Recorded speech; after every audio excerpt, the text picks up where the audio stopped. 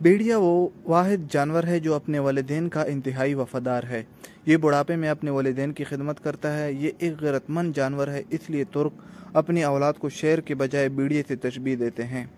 भेड़िया वाहिद ऐसा जानवर है जो अपनी आज़ादी पर कभी भी समझौता नहीं करता और किसी का गुलाम नहीं बनता, बल्कि जिस दिन पकड़ा जाता है उस वक्त से खुराक लेना बंद कर देता है। इसलिए उसको कभी भी आप चिड़ियाघर या फिर सर्कस में नहीं देख पाते।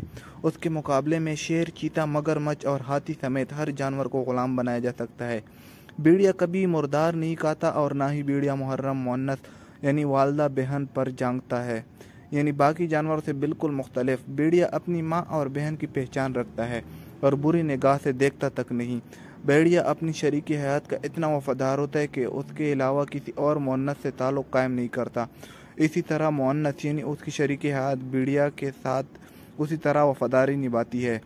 भेड़िया अपनी औलाद को पहचानता है क्योंकि उनके माँ व बाप एक ही होते हैं।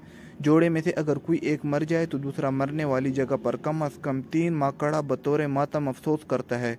भेड़िए को अरबी ज़बान में इब्न अबार कहा जाता है, यानी नेक बेटा, क्योंकि जब उसके वालिदैन बूढ़े हो जाते हैं तो ये उनके लिए शिकार करता है और उनका पूरा ख्याल रखता है।